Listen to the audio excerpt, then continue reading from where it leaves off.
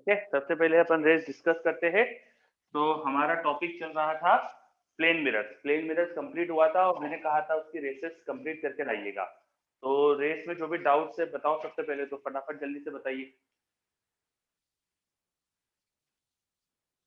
Share your doubts. Question number मुझे बोल दीजिए।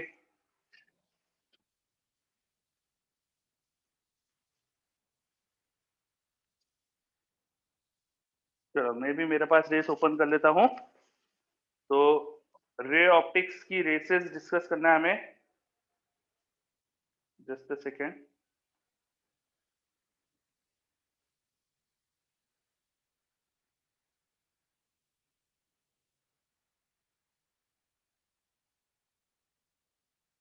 ठीक है, तो मेरे पास एक क्वेश्चन आया है 4, रे ऑप्टिक्स की रेस का क्वेश्चन नंबर 4।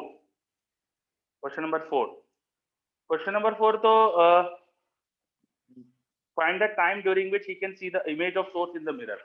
सिमिलर ट्रायंगल लगाओ यार, इसमें क्या करना है। ये तो मैंने क्लास में आइडिया दिया था ना आपको। यहाँ पर अगर सोर्स है, इस लाइन पर हमें देखना है, तो इस लाइन पे सोर्स का फील्ड ऑफ व्यू कैसे निकालेंगे अपन। ये लाइट रेज सेंड करो, वो रिफ्लेक्ट होकर ऐसे जाएगी। ये लाइट रेज, रिफ्लेक्टेड लाइट रे आपको सोर्स की इमेज से आती दिखेगी। सोर्स की इमेज, जब सोर्स यहाँ 10 सेंटीमीटर पर है तो सोर्स की इमेज भी पीछे 10 सेंटीमीटर पर बनेगी, है ना। अब ये इमेज वाला पॉइंट, ये पॉइंट ए, ये point B, triangle I A B similar हो रहा है। ट्राइंगल ओ और ये मिरर के पॉइंट मान लीजिए पी क्यू है। ट्राइंगल ओ पी क्यू, देखो दोनों सिमिलर है ना, क्योंकि भाई ये बिल्कुल सिमेट्रिकली पीछे इमेज ऐसे बनेगी, जो ये एंगल होगा वही ये एंगल होगा, वही ये एंगल होगा, तो दोनों ट्राइंगल सिमिलर है। सिमिलर है तो करस्पॉन्डिंग साइड का रेशियो इक्वल आ जाएगा। इस छोटे ट्राइंगल में ये लेंथ आपको 10 सेंटीमीटर दी है और ये लेंथ आपको 20 दी है, तो इनका रेशियो है 2:1।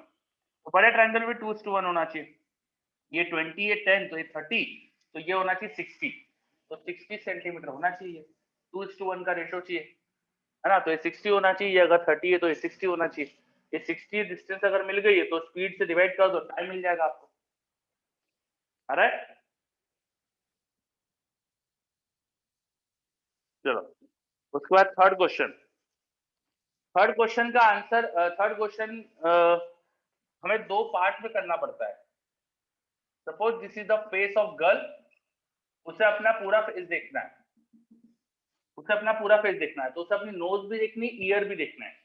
नोज देखने के लिए नोज से लाइट रे टकराकर अपनी आईज तक पहुंचना चाहिए, अब नोज दिखाई देगी। नोज से लाइट रे जाकर आईज में पहुंचना चाहिए। नोज टू आई की डिस्टेंस हमको दे रखी है, आई टू आई डिस्टेंस 4 इंच है, तो ये आ जाएगा 2 इंच। ये अगर 2 इंच है तो सिमिलर ट्राइंगल के कॉन्सेप्ट से ये इतना 1 इंच का मिरर आपको यहाँ लगेगा, और सिमेट्री से नीचे भी 1 इंच लगेगा, तो टोटल मिरर आपको 2 इंच का रिक्वायर्ड होगा यहाँ पे।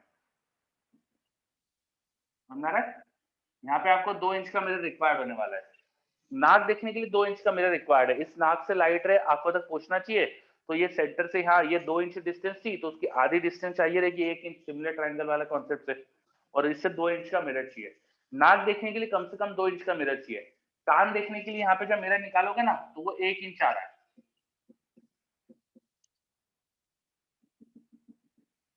अगर आपको ईयर देखना है, इस कान को इस हाथ से देखोगे तो कम से कम लेंथ लगेगी मिरर की। इस कान को देखो इस हाथ से, तो आपको मिरर की लेंथ कम लगेगी। ठीक है, तो इसमें मिरर की लेंथ रिक्वायर्ड कैसे निकाल सकते हैं। नाक से कान की डिस्टेंस दे रखी 3 इंच, और आंखों की डिस्टेंस नाक से दे रखी 2 इंच, तो ये आ गया 5 इंच, है ना। ये अपन को 5 इंच डिस्टेंस मिल गई। अगर ये 5 इंच डिस्टेंस है, तो इसका बिल्कुल हाफ डिस्टेंस होगी यहाँ। ये डिस्टेंस आएगी 5 इंच का हाफ, 2.5 इंच, और ये टोटल 6 इंच था। सिमेट्री से नीचे भी आपको मिरर यहाँ से 2.5 इंच ऊपर का चाहिए। जितना मिरर चाहिए वो आप निकाल सकते हैं। टोटल अपन को ये डिस्टेंस 6 इंच दिए, और ये 2.5 5 इंच, तो बीच में 1 इंच का मिरर चाहिए आपको। ठीक है, इधर 2.5 इंच, इधर 2.5 इंच, तो बीच में 1 इंच का मिरर चाहिए आपको, क्योंकि टोटल 6 इंच था। तो कान देखने के लिए 1 इंच का मिरर चाहिए कम से कम। नाक देखने के लिए 2 इंच का मिरर चाहिए कम से कम। आंसर हो जाएगा 2 इंच, क्योंकि अपन को तो पूरा फेस देखना है। आ रहा है समझ में। डायग्राम आया कि नहीं, फटाफट रिप्लाई करो हाँ या ना। चलो यस क्लियर है। चलो और क्या डाउट इसमें बताओ।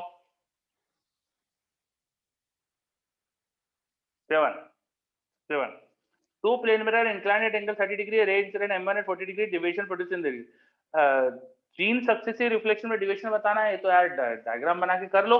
इंसिडेंस एंगल दे रखा 40 डिग्री, मिरर पे जो लाइट गिर रही है, ये लाइट जो गिराई उन्होंने, उसका इंसिडेंस एंगल 40 डिग्री है और मिरर के बीच का एंगल 30 डिग्री है। डायग्राम बनाओ, करो ये तो, मेहनत करो, इसमें कुछ भी नहीं है इस क्वेश्चन में, ठीक है।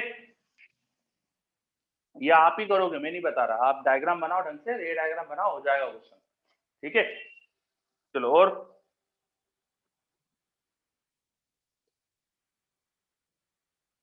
इसमें रे डायग्राम ढंग से बनाना।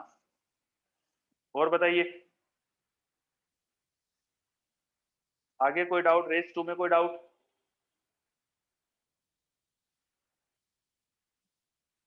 रेस 2 में कोई डाउट?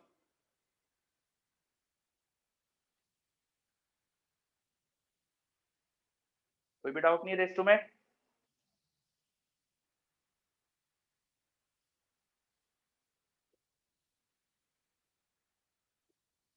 मैं ऑडिबल सुनाई दे रहा हूँ कि नहीं? Do you have any doubt in race number 2?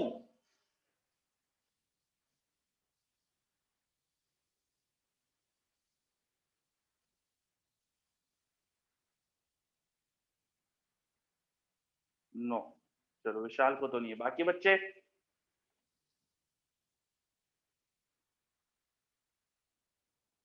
Race 2 का 8 क्वेश्चन आया मेरे पास डाउट, रेस 2 का 8। An object is kept in front of a plane mirror. The plane mirror is doing SHM of amplitude 2 centimeter. Plane mirror 2 centimetre का SHM कर रहा है. The plane mirror moves along x-axis and x-axis is normal to the mirror. Question कुछ ऐसा है कि एक plane mirror है हमारे पास, वो आगे पीछे जा रहा है along x-axis और x-axis मिरर का नॉर्मल है, ठीक है। अब उसके सामने कोई ऑब्जेक्ट रखा है और उसकी इमेज का एम्पलीट्यूड पूछ लिया। इसके सामने कोई ऑब्जेक्ट है, मान लो ऑब्जेक्ट यहाँ पर है। जब ऑब्जेक्ट किसी डिस्टेंस x पे होगा तो इमेज भी x डिस्टेंस पे होगी। मिरर को अगर मैं 2 सेंटीमीटर आगे शिफ्ट करूंगा तो ये डिस्टेंस x-2 हो गई, तो इमेज भी अब x-2 पे बनेगी, मिरर से x-2, मिरर से x-2। अब इमेज यहां आ जाएगी मिरर से x-2। अब देखो ऑब्जेक्ट से इस इमेज की, नई इमेज की डिस्टेंस क्या होगी? ये x-2 और ये x-2, ये x-2 और ये x-2। तो इस नई इमेज की ऑब्जेक्ट से डिस्टेंस क्या होना चाहिए? x-4, x-2 और x-2। तो इमेज अपन को कितनी दिख रही है? 4 सेंटीमीटर आगे शिफ्ट होते दिख रही। जब ऑब्जेक्ट मिरर 2 सेंटीमीटर शिफ्ट हो रहा है तो उससे इमेज 4 सेंटीमीटर शिफ्ट हो रही है, तो डबल एम्पलीट्यूड आ रहा है, आंसर डबल। आ रहा है क्या डायग्राम समझ में?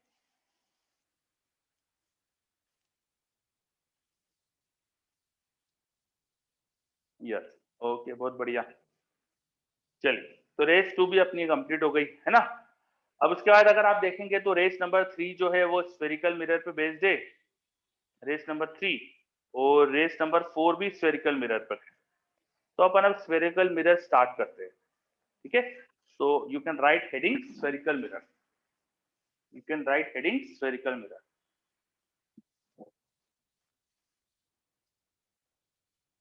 You can write heading spherical mirror.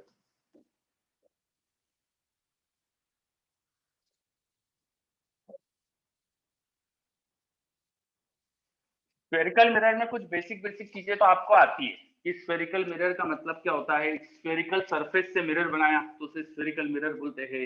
उसका pole, centre of curvature, radius of curvature, focus, है ना। कई चीजें तो बच्चे को 10th क्लास में पढ़ा दी जाती है, तो फटाफट फटाफट सब चीजों को वापस से देख लेते हैं। एक स्फीयर लिया, स्फीयर की सपोज रेडियस r थी, स्फीयर की एक सरफेस छोटी सी काटी मैंने, बाकी स्फीयर हटा दिया। इतनी इतनी सरफेस को मैंने एक तरफ से सिल्वर्ट कर दिया, तो इस तरह से जो मिरर बनता है उसे बोलते हैं स्फेरिकल मिरर। स्फीयर की सरफेस से मिरर बना है तो स्फेरिकल मिरर। अगर अंदर वाली स्फीयर की सरफेस को रिफ्लेक्शन वाला बना है और बाहर वाली सरफेस पॉलिश कर दे, तो इसे कौन सा मिरर कहा जाता है? कॉनकेव। और ठीक उसका उल्टा करा जाए, अगर स्फीयर की अंदर से सरफेस को अपन पॉलिश कर दे और बाहर की सरफेस को रिफ्लेक्टिंग बना दे, तो इस तरह का मिरर क्या कहलाता है? Convex mirror. कॉन्वेक्स मिरर उभरा हुआ रहता है, कॉन्केव मिरर दबा हुआ रहता है। अच्छा, जिस स्फीयर से इन मिरर को बनाते हैं उसकी सेंटर को कहा जाता है centre of curvature. C represent करा, सी मतलब क्या होता है? Centre of curvature. Centre of curvature, centre of curvature से जो स्फीयर की रेडियस है उसे कहते हैं radius of curvature. Radius of curvature ना, ये स्फेरिकल मिरर का जो सेंटर दिखता है, ये जो पॉइंट दिखता है, जो इसका एकदम बीच वाला पॉइंट है, इसे कहा जाता है पोल। तो यहाँ पर ये हो जाएगा पोल। पोल और स्फीयर के सेंटर को ज्वाइन करने वाली लाइन, इसे कहते हैं प्रिंसिपल एक्सिस। पोल और स्फीयर के सेंटर को ज्वाइन करने वाली लाइन, इसे कहते हैं प्रिंसिपल एक्सिस। ठीक है, क्या पॉइंट समझ में आ रहा है? अब मिरर को सामने से देखोगे, मिरर सामने से देखोगे, तो सामने से मिरर आपको है ना ऐसा सर्कल जैसा दिख सकता है। अगर स्फेरिकल मिरर में से मैंने एकदम ऐसी स्लाइस कट करी तो सामने से सर्कल दिखेगा। इस सर्कल के डायमीटर को बोलते हैं मिरर का अपर्चर। मिरर का अपर्चर, अपर्चर ऑफ मिरर। मतलब मिरर ये जैसे मेरा हाथ जैसा ऐसा मिरर है, ये दबा हुआ सरफेस की रिफ्लेक्टिंग सरफेस है, तो ये सामने से ऐसा आपको सर्कल इमेजिन कर सकते हो, इसके डायमीटर को बोलते हैं अपर्चर। तो अपर्चर क्या होता है वो देखा अपन। अब मिरर का अपर्चर नॉर्मली छोटा रखा जाता है, रेडियस के कंपेयर में अपर्चर को बहुत छोटा रखते हैं। इससे क्या होता है, इसमें जो लाइट रे गिरती सारी पैरेक्सल होती है। हमें मार्जिनल रे पसंद नहीं है, मार्जिनल रे है ना बहुत प्रॉब्लम क्रिएट करती है। जो प्रिंसिपल एक्सिस से थोड़ा दूर रे आती है, जिनका एंगल ऑफ इंसिडेंस बड़ा होता है, उन्हें कहा जाता है मार्जिनल रे। मार्जिनल रे जैसे मैं इस डायग्राम में दिखाऊं आपको, तो जिस लाइट रे का प्रिंसिपल एक्सिस से डिस्टेंस ज्यादा है, प्रिंसिपल एक्सिस से काफी दूर है वो, है ना, एसी लाइट रे का क्या होगा कि एंगल ऑफ इंसिडेंस भी बड़ा होगा, ये एंगल ऑफ इंसिडेंस भी काफी बड़ा होगा। तो जिनका एंगल ऑफ इंसिडेंस लार्ज होता है, प्रिंसिपल एक्सिस से दूर होती है, ऐसी रेस को कहा जाता है मार्जिनल रे। मार्जिनल रे जब रिफ्लेक्ट होती है मिरर से, तो चलो अपन निकालते हैं कि ये प्रिंसिपल एक्सिस को कहाँ पे कट कर रही है। मान लो प्रिंसिपल एक्सिस को बी पॉइंट पे कट कर दिए, तो बी की सी से डिस्टेंस निकालते हैं। जरा ध्यान से देखिएगा, बी पॉइंट की सी से डिस्टेंस निकालते हैं। सी मिरर का सेंटर था, मिरर के सेंटर से मिरर के किसी पॉइंट की डिस्टेंस उसकी रेडियस ऑफ कर्वेचर होगी। मिरर के सेंटर से मिरर के किसी पॉइंट की डिस्टेंस उसकी रेडियस ऑफ कर्वेचर होगी। ध्यान से देखिएगा बच्चों, बी पॉइंट, ये देखो ये थीटा एंगल है, तो रिफ्लेक्शन के लॉ से ये भी थीटा हो जाएगा। ये लाइट रे मैंने प्रिंसिपल एक्सिस के पैरेलल मानी थी, तो दो पैरेलल लाइन से, पैरेलल लाइन में ये इंक्लाइन लाइन इधर थीटा बना रही है, तो यहाँ भी थीटा बनाएगी। अगर आप ध्यान से देखें इस ट्राइंगल को, ट्राइंगल ए बी सी, ये आइसोस्केलेस हो रहा है, इसमें दो एंगल थीटा इक्वल आ रहा है, ये भी थीटा ये भी थीटा, दो एंगल थीटा इक्वल है। This is isosceles triangle. B से अगर मैं परपेंडिकुलर ड्रॉप करूं, तो by the property of isosceles triangle मुझे ये डिस्टेंस मिलना चाहिए r/2। ये पूरी डिस्टेंस r थी, ये पूरी डिस्टेंस r थी, तो इस डिस्टेंस को बाइसेक्ट करेगा परपेंडिकुलर, बिकॉज आइसोस्केलेस ट्राइंगल उसकी प्रॉपर्टी होती है। ये r/2 आ गया। अब दिस एंगल इज 90 डिग्री, तो आप अगर इस ट्राइंगल, ये जो ट्राइंगल था ये वाला ट्राइंगल, इसमें 90 डिग्री, इसमें देखो 90 के सामने हाइपोटेन्यूज हो गया, बीसी हाइपोटेन्यूज, तो BC cos theta should be r/2। BC cos theta is r/2, तो बीसी हो जाएगा r/2 sec theta. cos theta उधर डिवाइड कर दिया। ना देखो अगर थीटा लार्ज है, थीटा अगर लार्ज है, तो sec थीटा 1 से बड़ा होता है, तो ये r/2 से बड़ा आएगा। मतलब बी पॉइंट सी से r/2 से ज्यादा डिस्टेंस पे है। इसका मतलब बी फोकस नहीं है। आपने सुना होगा कि फोकस सेंटर ऑफ कर्वेचर और पोल के ठीक बीच में होता है, सेंटर ऑफ कर्वेचर से r/2 पे होता है, और ये r/2 से बड़ी डिस्टेंस आ रही है, मतलब बी फोकस नहीं है। तो जिस लाइट रे का एंगल ऑफ इंसिडेंस लार्ज होता है वो फोकस से पास नहीं करती, फोकस से पास नहीं करती, है ना। जिसका एंगल ऑफ इंसिडेंस छोटा होता है वो फोकस से पास करती है। जो बहुत कम एंगल ऑफ इंसिडेंस पे आएगी या प्रिंसिपल एक्सिस से बहुत क्लोज आएगी, वो एकदम फोकस से पास करती है। जिसका एंगल ऑफ इंसिडेंस छोटा होता है वो फोकस से पास करती है। फोकस सेंटर ऑफ कर्वेचर से r/2 डिस्टेंस पे आएगा। आप देख सकते हो अगर थीटा स्मॉल होगा, if theta is small, sec theta will tend to 1, जिससे BC डिस्टेंस क्या आ जाएगी r/2, मतलब B पॉइंट फोकस की तरफ आ जाएगा। तो जिन लाइटर का एंगल छोटा होता है उन्हें कहा जाता है पैरेक्सियल, और वो फोकस से पास करती है। तो focus is the point which is defined for paraxial रे। फोकस पैरेक्सियल रे के लिए डिफाइन होता है। मार्जिनल रे, ये जो ऊपर से बड़े एंगल पे लाइटर आती है ना, जिसका एंगल लार्ज है, theta large, if theta is large, तो ऐसी रे को कहा जाता है मार्जिनल। तो मार्जिनल रे हमें अच्छी नहीं लगती क्योंकि वो है ना फोकस से पास नहीं होती है। इसलिए हम क्या करते हैं, मिरर का अपर्चर नॉर्मली छोटा बनाते हैं। तो भाई प्रिंसिपल एक्सिस से दूर वाली लाइट रे गिर ही नहीं पाएगी उस पर, भाई मिरर ही छोटा है। तो मिरर का अपर्चर छोटा रखा जाता है जिससे पैरेक्सियल रे आए उस पर। आ रहा है क्या समझ में?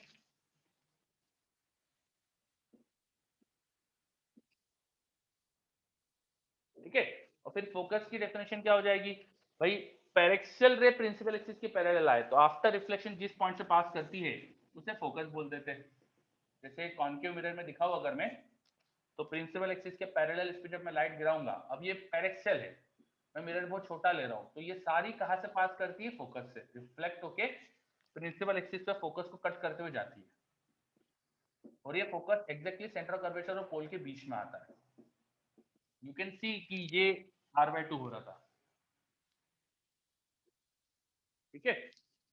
विशाल पूछ रहा है कितना छोटा, तो 1-2 डिग्री के आसपास, 1-2 डिग्री 4 डिग्री, है ना, इतना होगा, छोटा एंगल होगा तो चला लेंगे अपन। चलिए, तो फोकस की डेफिनेशन आई थिंक क्लियर है।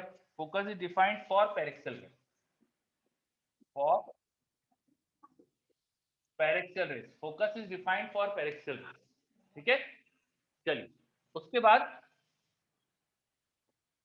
अगर मेरे पास कॉन्वेक्स मिरर हो, कॉन्वेक्स मिरर के लिए भी हम फोकस डिफाइन कर सकते हैं। उस पर प्रिंसिपल एक्सिस के पैरेलल अगर लाइट सेंड करें तो वो भी फोकस से आती हुई अपीयर होती है। वो जब रिफ्लेक्ट होगी तो ऐसा लगता है जैसे फोकस से आ रही है। उसमें फोकस मिरर के पीछे के वाले पॉइंट पे आ जाता है, पीछे की तरफ आ जाता है। यहाँ पोल, यहाँ ये फोकस, और सेंटर ऑफ कर्वेचर इधर पीछे कहीं। पोल से फोकस की डिस्टेंस को फोकल लेंथ बोलते हैं। और साइन कन्वेंशन के हिसाब से, साइन कन्वेंशन होता है कि भाई इंसिडेंट लाइट की डायरेक्शन में चीजें मेजर करते हैं अपन। इंसिडेंट लाइट इधर की तरफ आ रही है तो उधर जाना है, और सारी डिस्टेंसेस फोकस से मेजर होती है। तो फोकस से फोकस पॉइंट, सॉरी, सारी डिस्टेंसेस पोल से मेजर होती है, गलत किया मैंने, सारी डिस्टेंस पोल से मेजर होती है।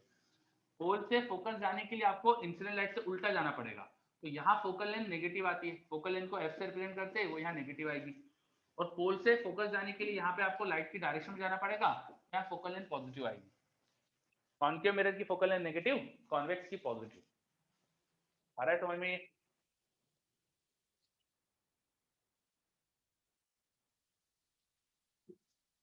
चलो, फिर ये लाइट रेस समझने के बाद अब आपने मिरर फॉर्मूला पढ़ा होगा। अब अपन डेरिवेशन में तो नहीं जाएंगे, डायरेक्ट मिरर फॉर्मूला पढ़ लेते हैं। It is 1/v plus 1/u is equal to 1/f। ये क्या बताता है, अगर मेरे पास कोई मिरर है, मिरर के सामने कहीं ऑब्जेक्ट है, उसकी इमेज कहाँ बन रही है, एक तो ज्योमेट्रिकली मैं ढूंढ सकता हूं, ऑब्जेक्ट से लाइट रे मिरर पे भेजू और उनका रिफ्लेक्शन करा के देख लो कहाँ मिल रही है। जैसे एक लाइट रे प्रिंसिपल एक्सिस के पैरेलल भेजी और रिफ्लेक्ट होकर फोकस से पास हो गई। एक लाइट रे पोल पे भेज दो, जो पोल वाली लाइट रे होती है वो उसी एंगल से रिफ्लेक्ट हो जाती है, तो दोनों लाइट रे से रिफ्लेक्ट हो रही है। जहां पे मीट करेगी देखो वहां इमेज है, जहां रिफ्लेक्टेड लाइट रे मीट करती है वो इमेज बोलते हैं अपन। तो ये इमेज कहाँ आ रही है, इसका पोल से डिस्टेंस क्या है, इस इमेज की पोल से डिस्टेंस क्या है, इसे कहते हैं v। और ऑब्जेक्ट की पोल से डिस्टेंस क्या है, इसे कहा जाता है u। ये u v और मिरर की जो फोकल लेंथ है उनका रिलेशन होता है मिरर फॉर्मूला। ठीक है, उनका रिलेशन होता है u v f। इन सबको विद साइन के साथ रखना चाहिए, जो पता हो आपको। जो नोन है उसे विद साइन रखते हैं, जो अननोन है वो ऑटोमेटिकली साइन के साथ मिल जाता है। तो साइन कन्वेंशन के हिसाब से इंसिडेंट लाइट की डायरेक्शन में चीजें पॉजिटिव, इधर पॉजिटिव उधर नेगेटिव होती है ना, और ऊपर पॉजिटिव नीचे नेगेटिव लेते चीजें अपन। फिलहाल अभी ऑब्जेक्ट की हाइट पॉजिटिव, इमेज की हाइट नेगेटिव बोलेंगे अपन। यहाँ पर हम ऑब्जेक्ट की हाइट और इमेज की हाइट के रेशियो से मैग्निफिकेशन भी डिफाइन करते हैं। Height of image upon height of object, इसे कहा जाता है मैग्निफिकेशन। और वो सॉल्व करे तो देखिए ये सिमिलर ट्राइंगल से आप निकाल सकते हो, ये एंगल थीटा थीटा इक्वल है, तो आप देख सकते हो इस ट्राइंगल में हाइट और v का रेशियो और इस ट्राइंगल में हाइट और u का रेशियो इक्वल आएगा। तो हाइट का रेशियो v बाई यू आ जाता है यहाँ पे, और एक साइन कन्वेंशन के लिए माइनस लगाना पड़ता है बिकॉज इमेज नीचे बनती है, ठीक है। तो एक माइनस v बाई यू हमारे पास हो जाता है यहाँ पे मैग्निफिकेशन। तो बहुत आसानी से निकल सकता है भाई, सिमिलर ट्राइंगल से निकाल सकते हो, ये एंगल और ये एंगल इक्वल है, तो इस बड़े ट्राइंगल में हाइट और u का रेशियो, छोटे में ये हाइट और v का रेशियो इक्वल आएगा, उससे आ जाएगा, ठीक है। तो मैग्निफिकेशन का फॉर्मूला भी देखा अपन ने। अब स्फेरिकल मिरर कहाँ ऑब्जेक्ट रखो कहाँ इमेज बनाते हैं, ये आपको अच्छे से याद होना चाहिए, है ना। मिरर फॉर्मूले से तो आप निकाल ही सकते हैं, u रखकर v निकाल सकते हो, पर आपको याद भी होना चाहिए कि कहाँ पर ऑब्जेक्ट की कहाँ इमेज बनती है। तो शायद 10th क्लास में बताते हैं बच्चों को, 12th में भी पढ़ा होगा आपने, तो मैं उसे शॉर्ट में रिकैप करा देता हूँ। ये मान लीजिए कॉन्केव मिरर, ये रिफ्लेक्टिंग सरफेस थी, ऐसा कॉन्केव मिरर रखा है ना। अब अपन देखने वाले कहाँ ऑब्जेक्ट की कहाँ इमेज बनती है। प्रिंसिपल एक्सिस से बहुत दूर जाओ, इन्फिनिटी पे चले जाओ, इन्फिनिटी पे ऑब्जेक्ट रखो, तो उसकी इमेज कहाँ बनती है जल्दी से बताइए। प्रिंसिपल एक्सिस पे इन्फिनिटी पे ऑब्जेक्ट है, उसकी इमेज कहाँ बनती है जल्दी से बताइए। फोकल पॉइंट पे बनती है, फोकल पॉइंट पे बनती है, ऐसा बोल दिया आपने। क्यों बोल पाया, मैंने बोला प्रिंसिपल एक्सिस पे ऑब्जेक्ट है। ऑब्जेक्ट प्रिंसिपल एक्सिस से कहीं ऊपर होता तो फोकल प्लेन में बनती, फोकल प्लेन में बनती है ना। मैं डायग्राम बना के दिखाता हूँ आपको। ये प्रिंसिपल एक्सिस मिरर का, और सपोज इंसिडेंट लाइट रे, ऑब्जेक्ट बहुत दूर है, तो बहुत दूर है तो इसलिए पैरेलल लाइट रे आएगी। ये मैंने पैरेलल लाइट रे दिखाई जो ऑब्जेक्ट से आ रही। अब ऑब्जेक्ट एक्चुअली प्रिंसिपल एक्सिस पे नहीं है, तो इसलिए जो लाइट रे आ रही है ना वो अलोंग प्रिंसिपल एक्सिस नहीं आ रही है। अब देखिए मैंने जो लाइट रे दिखाई है प्रिंसिपल एक्सिस से एंगल पे दिखाई है, क्यों, क्योंकि ऑब्जेक्ट प्रिंसिपल एक्सिस पे नहीं है, वो कुछ एंगल पे है ना। कितने एंगल पे, तो थीटा एंगल पे, मिरर के प्रिंसिपल एक्सिस है थीटा एंगल पे। अब देखो जो लाइट रे इस तरह से आएगी, जो पोल पे टकराएगी वो उसी एंगल से रिफ्लेक्ट हो जाएगी, और जो फोकस से आती है, सपोज ये फोकस से आ रही थी, तो वो क्या होती है बाद में पैरेलल हो जाती है। भाई पैरेलल आने वाली फोकस से पास होती है, तो प्रिंसिपल ऑफ रिवर्सिबिलिटी से फोकस से आने वाली पैरेलल पास होगी। प्रिंसिपल ऑफ रिवर्सिबिलिटी से जो फोकस से टकराएगी वो लाइट रे मिरर के प्रिंसिपल एक्सिस के पैरेलल होकर जाएगी। देखो इन्हें मैंने ट्रेस करा, तो दिख रहा है ना फोकस के नीचे मीट कर रही है, इनका मीटिंग पॉइंट यहाँ है, this is not in focus. तो ऑब्जेक्ट इंफिनिटी पे हो, प्रिंसिपल एक्सिस पर हो, तो इमेज फोकस पे होती है, पर प्रिंसिपल एक्सिस पे नहीं हो, एंगल पे हो, तो उसकी इमेज फोकल प्लेन में बनती है, इसे फोकल प्लेन बोलेंगे। आ समझ में, this is called focal plane. और ये कितना हाइट हो जाएगी, देखो ये एंगल थीटा ही होगा, लॉ ऑफ रिफ्लेक्शन से, इधर थीटा तो इधर थीटा, और ये डिस्टेंस फोकल लेंथ होती है, तो ये डिस्टेंस आप लिख सकते हो F into theta. Arc length जैसा लग रहा है मुझे वो, तो आर्क लेंथ को मैंने लिख दिया radius focal length into theta. तो जब प्रिंसिपल एक्सिस से किसी थीटा एंगल पे ऑब्जेक्ट हो, तो उसकी इमेज फोकल प्लेन में बनती है, और कहाँ बनती है वो भी बता दिया मैंने। अगर ऑब्जेक्ट का एंगुलर साइज थीटा हो, तो इमेज का भी एंगुलर साइज थीटा ही होता है, और इमेज का टोटल साइज जो हो जाता है वो एफ थीटा हो जाता है। ऐसे क्वेश्चन मिलेंगे आपको कि सन या कोई बड़ा सा ऑब्जेक्ट है, उसकी इमेज देखी जा रही है, तो इस तरह के ऑब्जेक्ट की जब अपन इमेज बनाते हैं ना मिरर से, तो उनका इमेज पॉइंट साइज नहीं बनती है, उसका साइज होता है theta, where theta is size of object.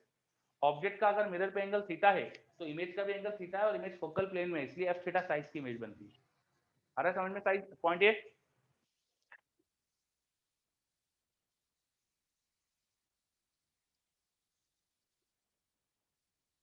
चलिए तो ये ध्यान रखना, इन्फिनिटी पे ऑब्जेक्ट हो तो इमेज फोकल प्लेन में बोलना ज्यादा अच्छा रहता है, ठीक है। उसके बाद अब इन्फिनिटी से ऑब्जेक्ट को थोड़ा पास में लाओ, तो कॉन्केव मिरर की इमेज थोड़ा इधर शिफ्ट होती है। हमेशा ऑब्जेक्ट और इमेज का मूवमेंट उल्टा होता है मिरर में। प्लेन मिरर में भी ऑब्जेक्ट इधर आता है तो इमेज इधर जाती है ना, तो कर्व मिरर में भी ऐसे ही होता है। जब ऑब्जेक्ट इन्फिनिटी से धीरे धीरे सी तक लाते हैं, तो इमेज फोकस से धीरे धीरे सी जाती है। ऑब्जेक्ट जब सी पे होता है तो इमेज भी सी पे आती है। याद आ रहा है। ऑब्जेक्ट सी पर रखो, इमेज भी सी पे बनती है, सेम साइज की इन्वर्टेड बनती है। हाँ नारायण पूछ रहा है ये एंगल डिग्री में कि रेडियन में?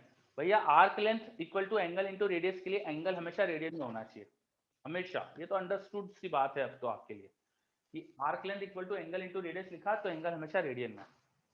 चलो आगे बढ़ते, ये पॉइंट समझ में आया कि जैसे जैसे image is a straight line but F theta is length of arc.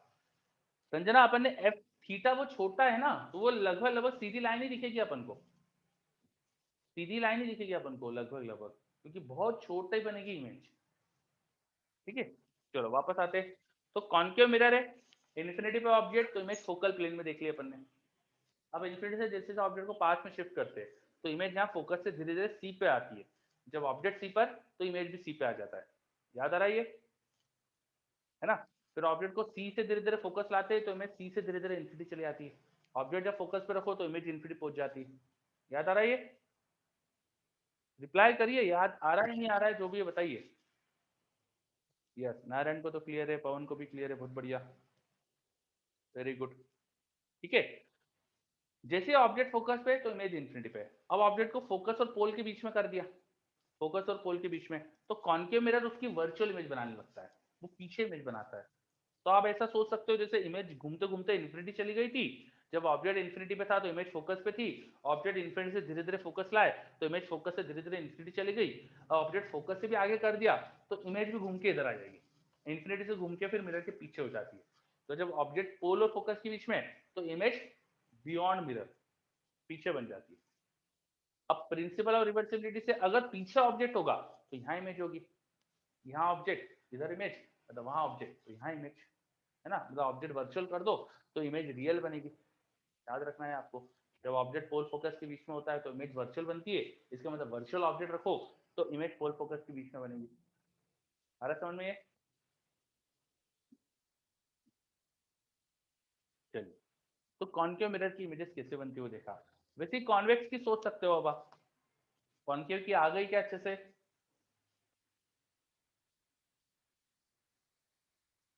Concave की आ गई क्या? ये बहुत बढ़िया।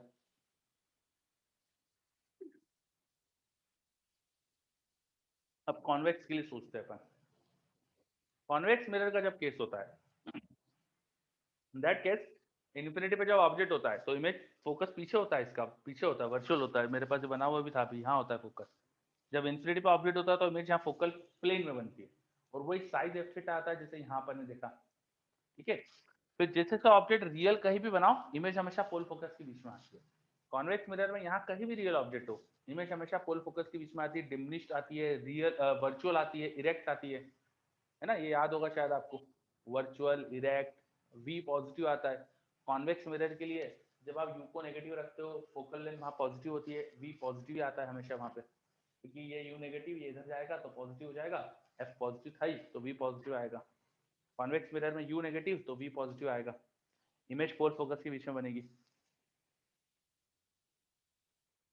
एफ एन पोल वाला डायग्राम बना देते हैं। चलो एफ एन पोल वाला डायग्राम कॉन्केव वाला बना देते हैं। बोल भी दिया करो, मतलब मैंने इतनी देर बाद देखा आपका मैसेज, तो एक मेरे पास डाउट आया है कि कॉन्केव मिरर में एफ और पोल के बीच में ऑब्जेक्ट हो, वो वाला डायग्राम बना दूं मैं, तो बना देता हूँ।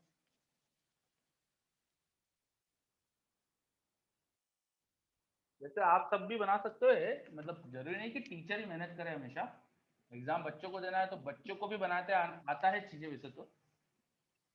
चलो, ये फोकस, ये पोल, इसके बीच में ऑब्जेक्ट ले लिया, एक लाइट रे प्रिंसिपल एक्सिस के पैरेलल भेजी, वो रिफ्लेक्ट होकर फोकस से पास करेगी, एक लाइट रे पोल पे भेज दो, वो उतने ही एंगल पे रिफ्लेक्ट हो जाएगी। केयरफुली डायग्राम बनाना, ये एंगल इक्वल होना चाहिए, अगर इनको इक्वल बनाओगे तो आपको दिखेगा कि लाइट रे पीछे मीट कर रही है। डायग्राम अच्छे से बनाओगे तो आपको अच्छे से दिखेगी चीजें, पीछे मीट कर रही है, देखो कहाँ पे इमेज आ गई, मिरर के पीछे, मतलब वर्चुअल। तो object real, virtual image, enlarge, virtual image. Clear? चलिए, एनलार्ज एंड वर्चुअल इमेज। ठीक है, अब प्रिंसिपल ऑफ रिवर्सिबिलिटी से अगर लाइट रे इस तरह से आ जाती तो यहाँ वर्चुअल ऑब्जेक्ट होता, उसके यहाँ रियल इमेज बन जाती, है ना। इंसिडेंट लाइट रे अगर ऐसे आती तो यहाँ वर्चुअल ऑब्जेक्ट और यहाँ रियल इमेज बन जाती, प्रिंसिपल ऑफ रिवर्सिबिलिटी। तो ऑब्जेक्ट वर्चुअल रखो, इमेज रियल बनती है इन कॉन्केव मिरर। आ रहा समझ में? ऑब्जेक्ट वर्चुअल रखो तो इमेज रियल बनती है, और यहाँ से भी दिख जाएगा। कॉन्केव में एक्स नेगेटिव होता है, यू जब पॉजिटिव होगा इधर आके वो नेगेटिव हो जाएगा, तो दोनों नेगेटिव होने से वी नेगेटिव आएगा। वी नेगेटिव मतलब इमेज की डिस्टेंस नेगेटिव साइड में आएगी तो इमेज इधर रियल बनेगी, ठीक है। चलिए, तो कॉन्केव का ये डायग्राम देख लिया अपन ने। अब कॉन्वेक्स मिरर में, कॉन्वेक्स मिरर में क्या बता रहा था मैं, ऑब्जेक्ट इन्फिनिटी पे होता है तो इमेज इधर फोकस से बनती है। ऑब्जेक्ट इन्फिनिटी से जैसे से पास में लाते हैं तो इमेज फोकस से इधर पोल पे जाने लगती है। ऑब्जेक्ट जैसे से पोल के पास, इमेज भी पोल के पास। ऑब्जेक्ट एग्जैक्ट पोल पे तो इमेज भी एग्जैक्ट पोल पे, ऐसा लगता है, ऐसा इमेज दिखती है अपन को। अगर आप देखिए कि ऑब्जेक्ट जैसे से पोल के पास में बनाएंगे तो इमेज भी पोल के पास शिफ्ट होती जाती है। तो लिमिट, मैथमेटिक्स में लिमिट्स पढ़ते हैं, उससे अपन बोल सकते हैं when object is at pole image भी पोल पे हो जाएगी, है ना, लिमिट्स के कॉन्सेप्ट से। अब ऑब्जेक्ट पीछे कर दो, यहां कर दो पोल फोकस के बीच में, तो प्रिंसिपल ऑफ रिवर्सिबिलिटी से इमेज इधर आ जाएगी, है ना। जैसे कॉन्वेक्स मिरर में मैं बना के दिखा देता हूँ डायग्राम आपको। मान लो यहाँ पे रियल ऑब्जेक्ट था, इमेज ट्रेस करते, एक लाइट रे प्रिंसिपल एक्सिस के पैरेलल भेजी, वो ऐसे रिफ्लेक्ट होती है कि फोकस से आती हुई दिखती है। मान लीजिए फोकस यहाँ पर है, तो फोकस से आती हुई दिखेगी, रिफ्लेक्ट होगी तो ऐसे रिफ्लेक्ट होगी। एक लाइट रे पोल पे भेज देता हूँ मैं, पोल वाली लाइट रे उसी एंगल पे रिफ्लेक्ट हो जाती है, ये एंगल इक्वल होते हैं। ये रिफ्लेक्टेड लाइट रेस को देखो, these are two reflected light rays, ये और ये, इनको पीछे बढ़ा के देखो, यहाँ मीट करते दिख रही है, तो यहाँ पे बनी इमेज, ये बन रही इमेज। कैसी इमेज है? Virtual. Convex mirror real object की वर्चुअल इमेज बनाता है। जैसे से ऑब्जेक्ट इधर शिफ्ट होगा वो इमेज भी इधर शिफ्ट होगी, ऑब्जेक्ट जितना उधर जाएगा इमेज भी इधर आएगी। अब ऑब्जेक्ट को यहाँ कर दूं, इस पोजीशन पे ऑब्जेक्ट कर दूं तो इधर इमेज आ जाएगी, प्रिंसिपल ऑफ रिवर्सिबिलिटी से। वर्चुअल ऑब्जेक्ट यहाँ रखो तो इधर रियल इमेज आ जाती है। आ रहा समझ में?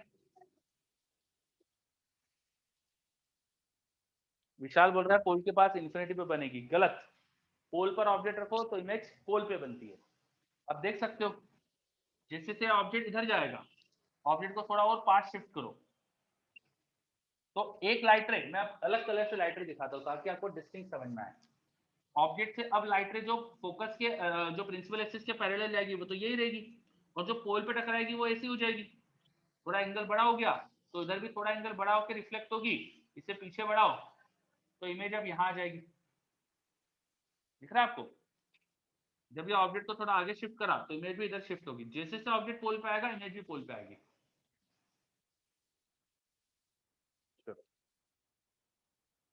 आगे, तो कॉन्वेक्स मिरर का अपन ने केस समझा। अच्छा, कॉन्वेक्स मिरर में इधर ऑब्जेक्ट रखो यहाँ तो इमेज यहाँ बन जाएगी, है ना, प्रिंसिपल ऑफ रिवर्सिबिलिटी से। ऑब्जेक्ट और इमेज को मैं इंटरचेंज कर सकता हूँ बाय प्रिंसिपल ऑफ रिवर्सिबिलिटी। मैं ऑब्जेक्ट की जगह इमेज रख दूँ तो इमेज की जगह ऑब्जेक्ट बनेगा, यहाँ इमेज की जगह ऑब्जेक्ट रख दो तो यहाँ इमेज बन जाएगी। तो यहाँ वर्चुअल ऑब्जेक्ट तो यहाँ real image, virtual object focus पे तो इमेज इंफिनिटी पे। अब वर्चुअल ऑब्जेक्ट को इधर भेज दे। कॉन्वेक्स मिरर में वर्चुअल ऑब्जेक्ट के अलग अलग केसेस और भी देख सकते हैं। वर्चुअल ऑब्जेक्ट जब यहाँ लेते हैं तो इमेज इधर बनती है, वर्चुअल ऑब्जेक्ट सी पर तो इमेज भी सी पे, वर्चुअल ऑब्जेक्ट सी के बियॉन्ड तो इधर वर्चुअल इमेज एफ और सी के बीच में। जैसा कॉन्केव में चलता है ना, वैसे कॉन्वेक्स में वर्चुअल में चलता है। वर्चुअल एफ और सी के बीच में ऑब्जेक्ट है तो इधर इमेज आती है। बना के दिखाता हूँ आपको, यहाँ बना देता हूँ।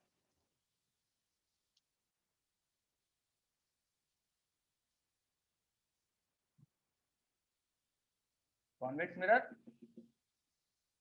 ये मान लीजिए सी था, सॉरी एफ था, ये मान लीजिए सी था, और एफ और सी के बीच में वर्चुअल ऑब्जेक्ट लेते हैं। वर्चुअल ऑब्जेक्ट कैसे आ सकता है? तो इंसिडेंट लाइट रे यहाँ मीट कर रही है, वर्चुअल ऑब्जेक्ट का मतलब होता है इंसिडेंट लाइट रे का मीटिंग पॉइंट। इंसिडेंट लाइट रे आ रही है इस तरह से, वो मिरर के पीछे मीट करने वाली थी, ठीक है। तो यहाँ देखो वर्चुअल ऑब्जेक्ट हो गया। आ रहा है समझ में क्या ये? ठीक है, वर्चुअल ऑब्जेक्ट बनाया मैंने। अब रिफ्लेक्टेड लाइट रे बनाता हूँ, रिफ्लेक्टेड लाइट रे बनाता हूँ। एक लाइट रे पेंसिल एक्सिस के पैरेलल, रिफ्लेक्ट होगी तो फोकस से आती हुई लगेगी, ये फोकस से आती हुई रिफ्लेक्टेड लाइट रे लग रही है, ठीक है। एक लाइट रे पोल पे टकरा रही है, जितने एंगल पे पोल पे टकरा रही है उसी एंगल पे रिफ्लेक्ट हो जाएगी वो, जितने एंगल पे पोल पे टकरा रही है उसी एंगल पे रिफ्लेक्ट हो जाएगी। ये रिफ्लेक्टेड लाइट रे को पीछे बढ़ाओ,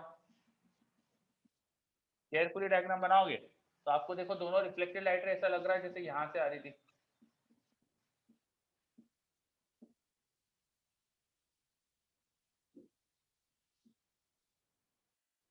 यहाँ वर्चुअल ऑब्जेक्ट रखा, यहाँ वर्चुअल इमेज बन गई, ये रिफ्लेक्टेड लाइट रे इनको पीछे बढ़ाया तो यहाँ से आती दिख रही है। आ रहा है समझ में?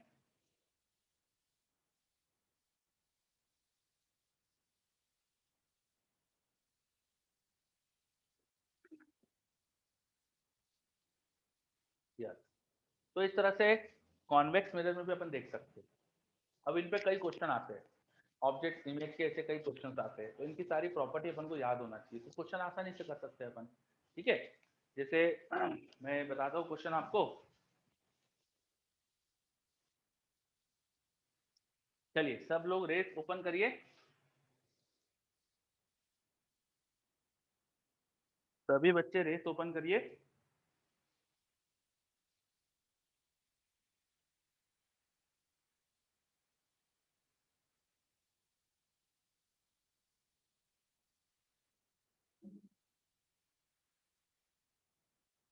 क्वेश्चन नंबर 3, रेस 3 का question number 3, race 3 question number 3, race 3 question number 3, अभी करिए,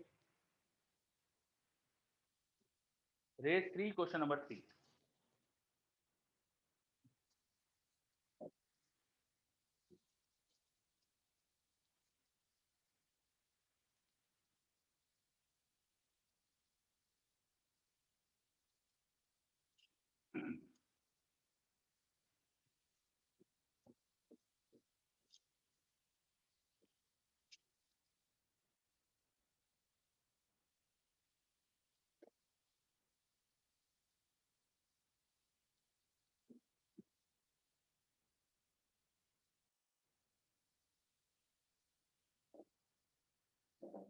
रेस 3 क्वेश्चन नंबर 3 करो।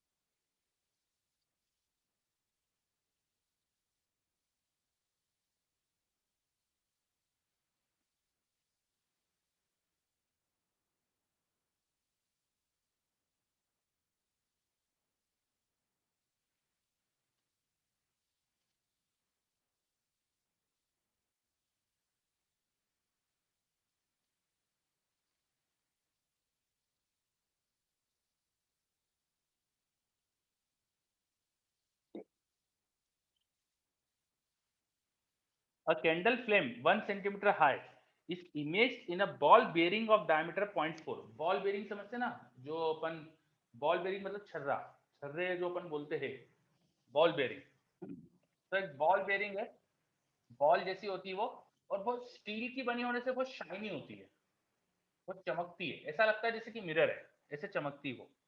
उसका डायमीटर 0.4 दिया है, तो 0.4 डायमीटर, तो रेडियस आ जाएगी 0.2।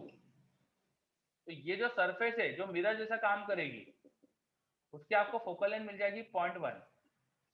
उसके सामने आपके पास एक कैंडल है, कैंडल की जो फ्लेम है वो 1 सेंटीमीटर हाई है, फ्लेम 1 सेंटीमीटर हाई है। ये कितनी डिस्टेंस पे इससे, bearing is 20 centimetre away from the flame, तो यहाँ से 20 सेंटीमीटर डिस्टेंस पे हमारे पास बेयरिंग है। अब आपको पूछा क्या है, find the location and height of image, इसकी इमेज की लोकेशन और हाइट बताना है। तो ये कॉन्वेक्स मिरर है, कॉन्वेक्स मिरर की फोकल लेंथ मिल गई, मिरर फॉर्मूला लगा लेते हैं, 1/v, v मुझे पता नहीं है, इमेज कहाँ बनेगी वो निकालना है, प्लस 1/u, u कितना है, पोल से ऑब्जेक्ट की डिस्टेंस वो 20 दिख रही है, और वो इंसिडेंट लाइट इधर जाएगी और उल्टा जाना है आपको, तो नेगेटिव लेना, इक्वल टू 1/f, कॉन्वेक्स की फोकल लेंथ पॉजिटिव आती है, बस तो 1/v निकल जाएगा, 1/20 उधर गया, 1/20 प्लस 1/0.1, सॉल्व कर दीजिए इसे, ये हो जाएगा 10/1, ऊपर नीचे 20 20 मल्टीप्लाई कर दो तो 200/20, ये आ गया 201/20, तो v आ गया करीब करीब 20/201, ये v आ गया, v मिल गया मुझे। और उसके बाद और क्या पूछा उन लोगों ने, अच्छा v पॉजिटिव, इसका मतलब पीछे, लाइट इधर जा रही है, पोल से पीछे जाके इधर की तरफ इमेज बनेगी, और 20/201 करीब ये डिस्टेंस आएगी, वहां कहीं पे इमेज बन गई, बता सकते हो आप डिस्टेंस क्या होगी, ठीक है। उसके बाद पूछा हाइट भी बताओ, हाइट ऑफ इमेज, तो height of image upon height of object magnification होता था, हाइट ऑफ ऑब्जेक्ट कितना है 1 सेंटीमीटर, वो लिख सकते हैं मैग्निफिकेशन मतलब -v/u, v कितना आया +20/2001, और u कितना था -20। हमेशा साइन के साथ रखना चाहिए सारी चीजें, मैंने v को देखो प्लस रखा है, u को माइनस रखा है, बस ये माइनस माइनस प्लस हो गया, 20 से 20 कट गया, 1/201 सेंटीमीटर, इतना आ गया हमारे पास हाइट ऑफ इमेज। आया क्या आंसर?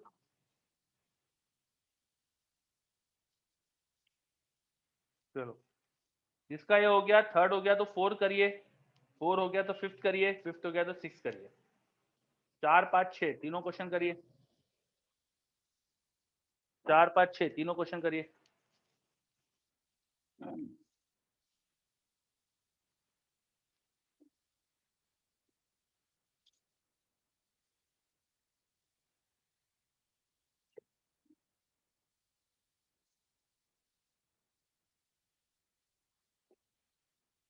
4 5 6 तीनों क्वेश्चन करिए।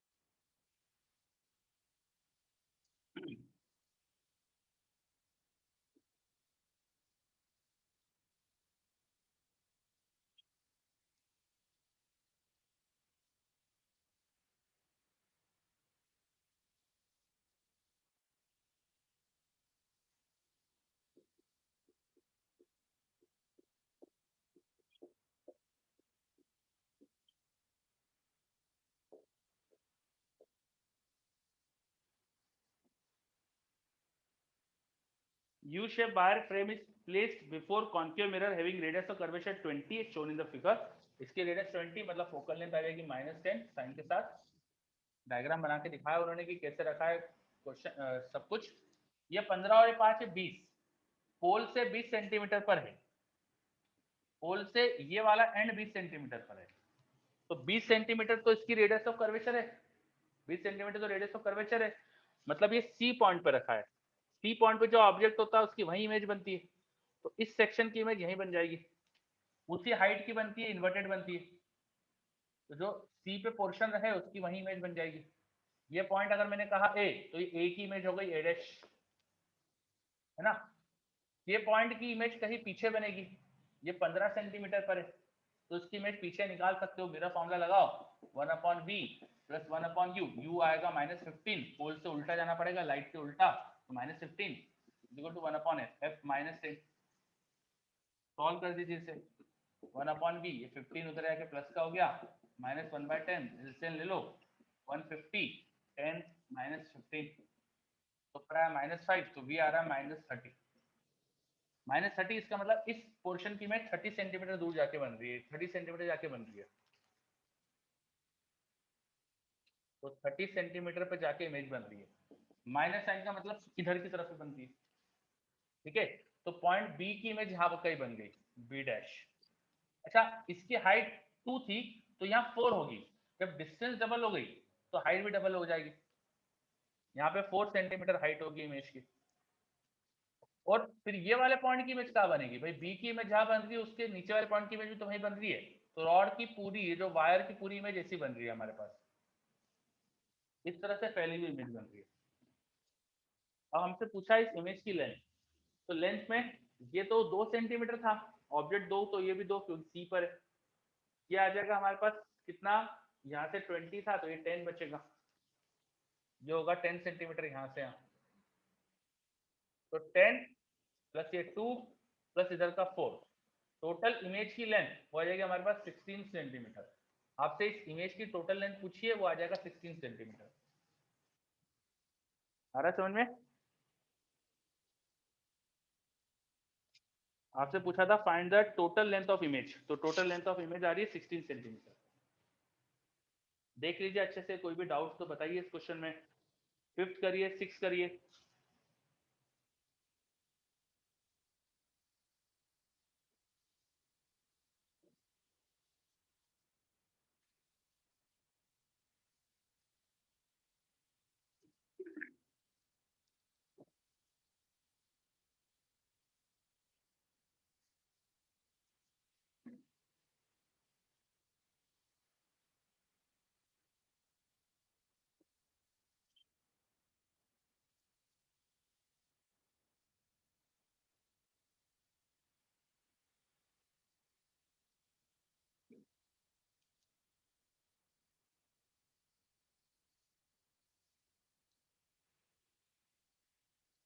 कॉन्वेक्स मिरर की रेडियस कर्वेचर दी है आपको,